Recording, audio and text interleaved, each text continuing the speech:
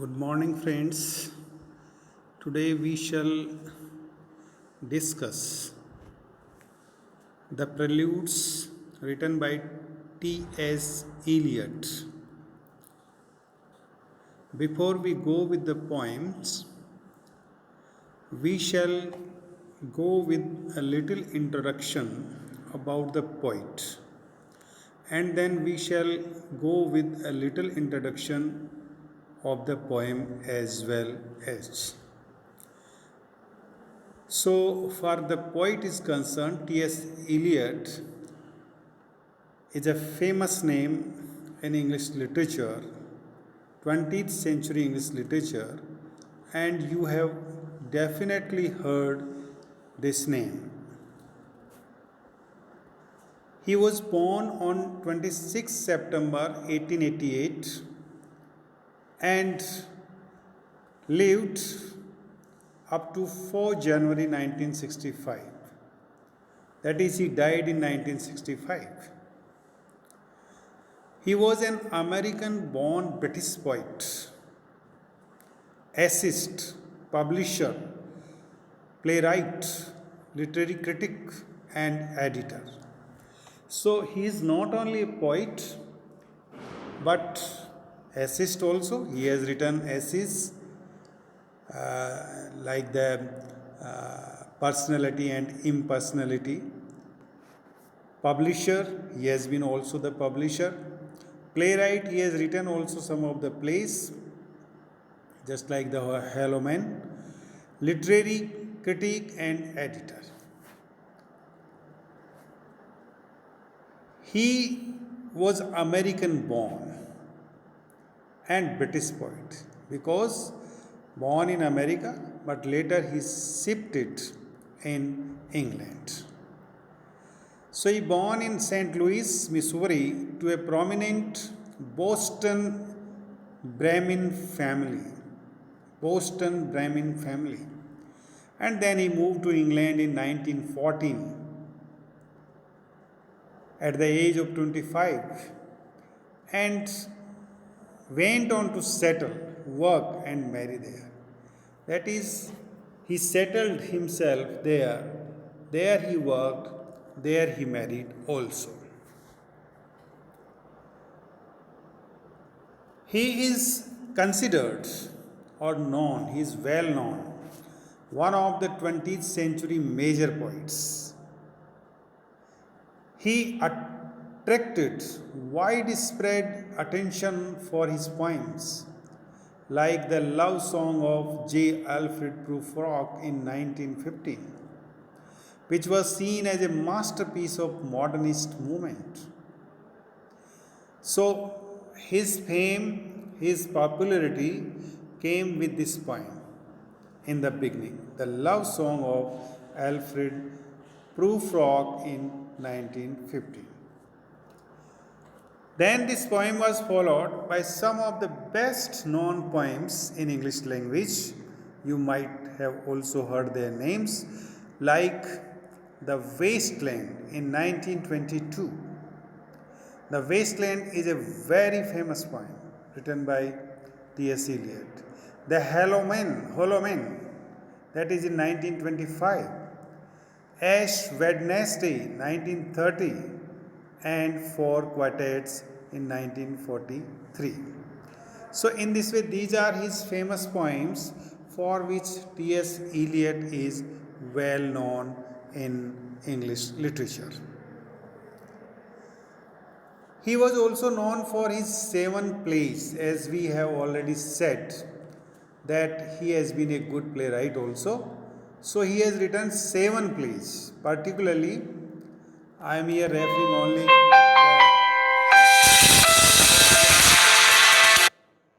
that is the famous one,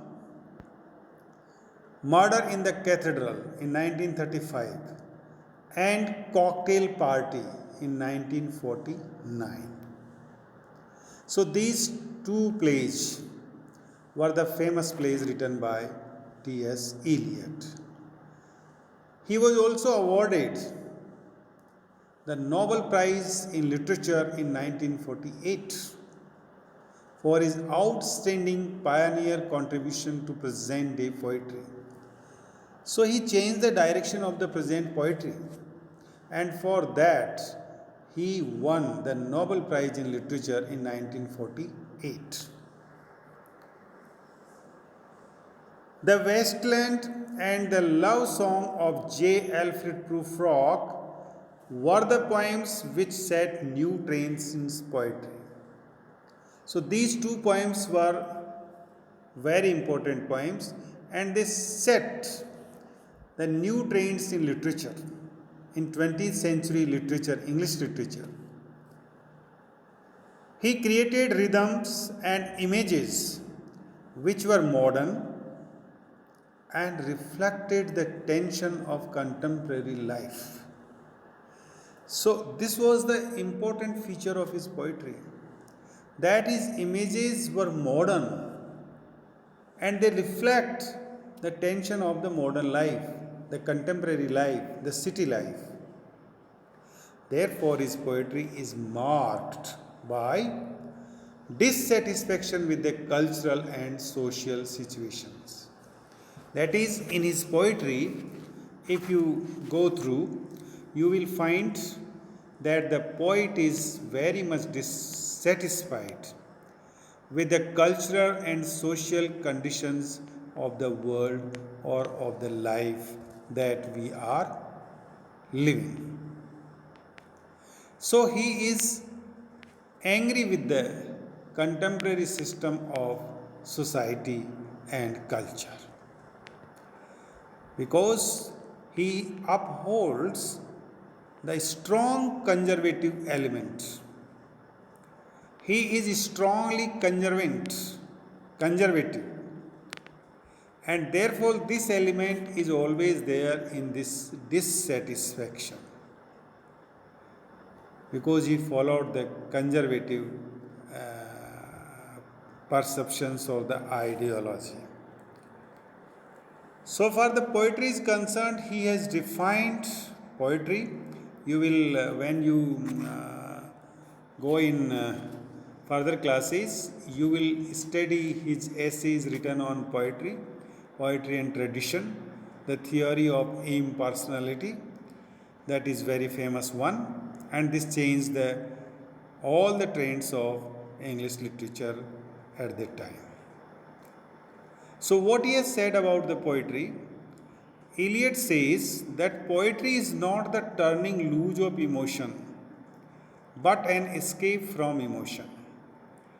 So before Eliot, it was said for the poetry by the poets, by the critics, that we have seen the romantic poets.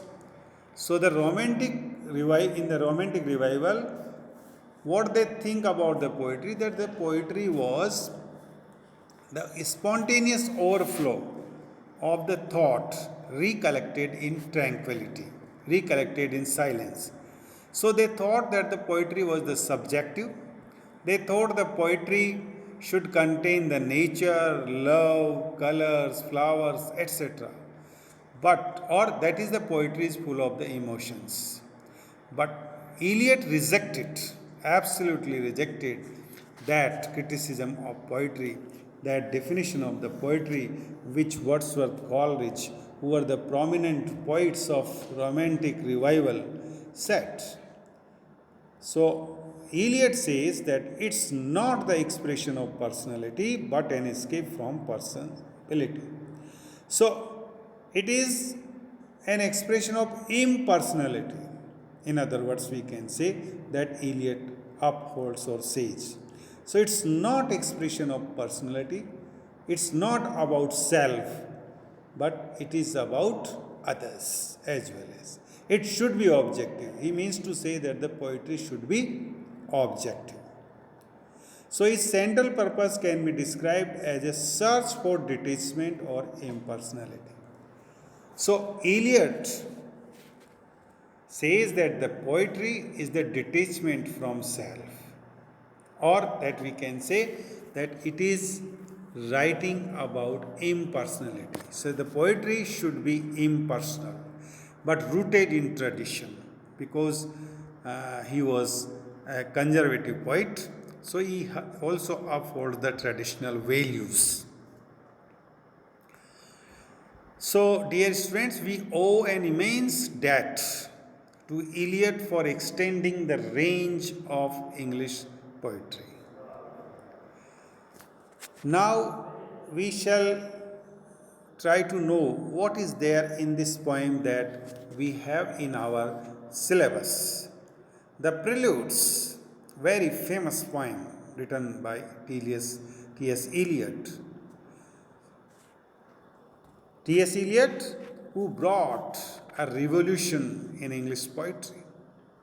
So, in his poetry, T.S. Eliot used not the idealized images of sky, cloud, river, mountain that we see in romantic poets.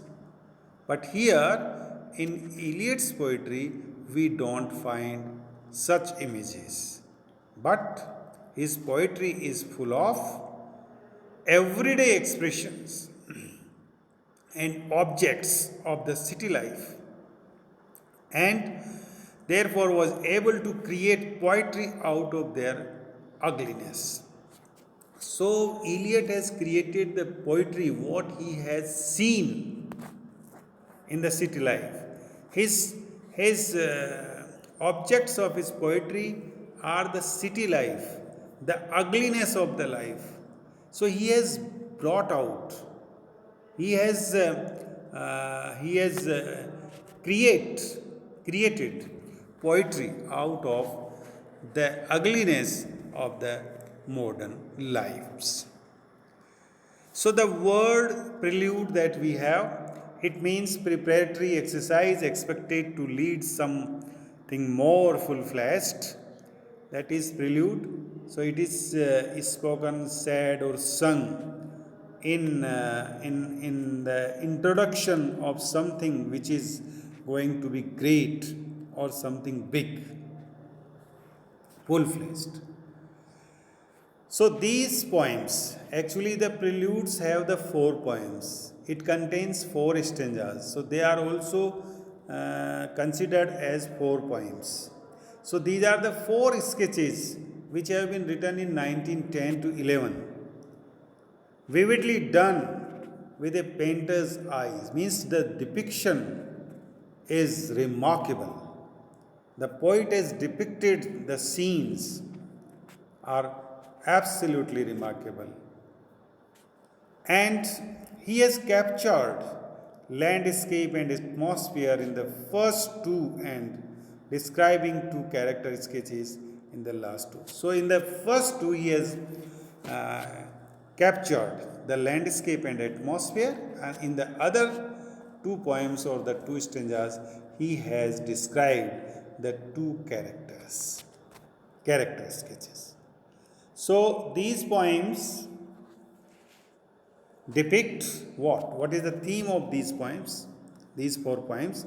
The theme of these poems is the sad, the sordid, and the loneliness. So the sad condition, the sordid, dirty condition, and the loneliness that we feel. So emotion, so far emotion is concerned, we are emotionally weak. We are emotionally died, because in such a crowded city, even then we feel the loneliness. Words like broken blinds, burnout, muddy, stale, gutter, soiled, trampled, vacant, these all stress this aspect. So the aspect of the sordidness, the aspect of the sadness, and the aspect of the hollowness have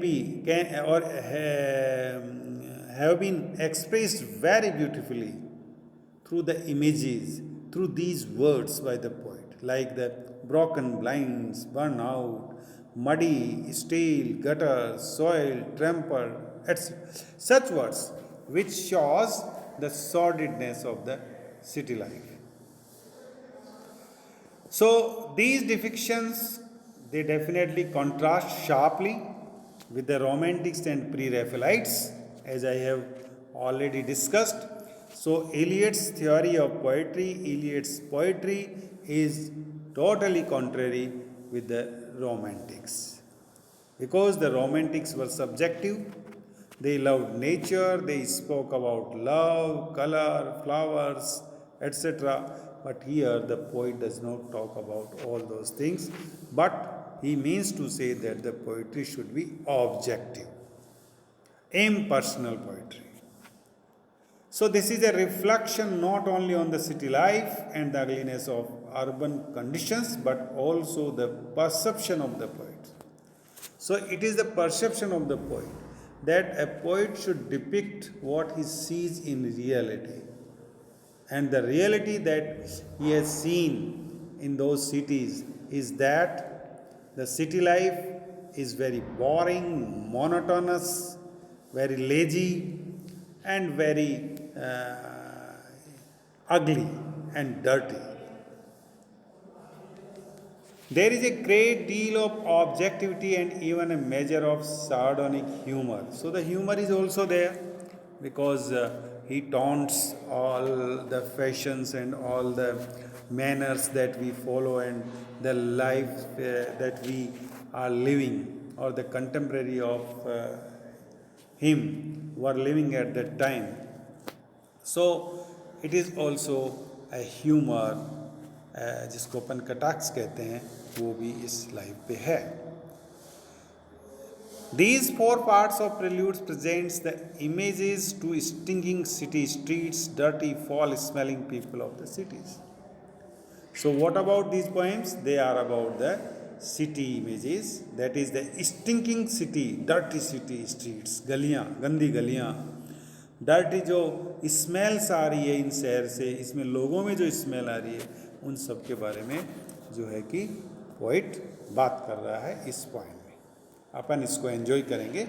next जो अपना lecture होगा उसमें अपन one by one stanza से इसको देखेंगे. The poet also shows a dreary and depressing world. So as he feels that the world is very depressing, disappointing. There is no hope, and dreary as well as costly, expensive. In this poem, the speaker observes, that is speaker, who is the speaker? The poet himself. The impoverished, dispirited working poor inhabiting the streets. So the poor people who don't have the spirits, spiritually they are dead. They are suffering the futile round of activities at prescribed hour. So the life is very monotonous, and the life has become a machine, and the people are working like a machine in those durations, in those hours. Get up morning, get ready, then get the train, then go to the office, then take the lunch, then the work there, and then again in the evening get the train and come to back and eat and then sleep. So eating, sleeping and breeding, that has become the work or culture of the contemporary life of the people.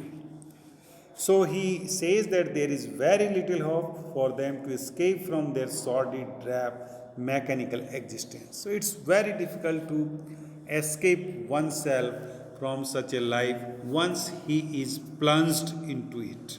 एक बार अगर हम इस प्रकार के जीवन में चले गए जहाँ पर इस तरह का जो मशीनीकरण लाइफ है, तो हम वहाँ से वापस नहीं आ सकते.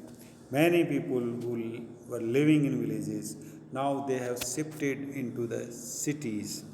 They have adopted the city life. So now it is very difficult for them to come back to their villages and to come back to the natural life. So the poet is absolutely entirely criticizing the modern life. He is depicting the very beautiful and very relevant images through which he says what he thinks. So, dear friends, thank you very much. This is the little introduction about the poet as well as about the poem. I hope you will enjoy it. In our next lecture, we will have the explanation of this poem. Thanks.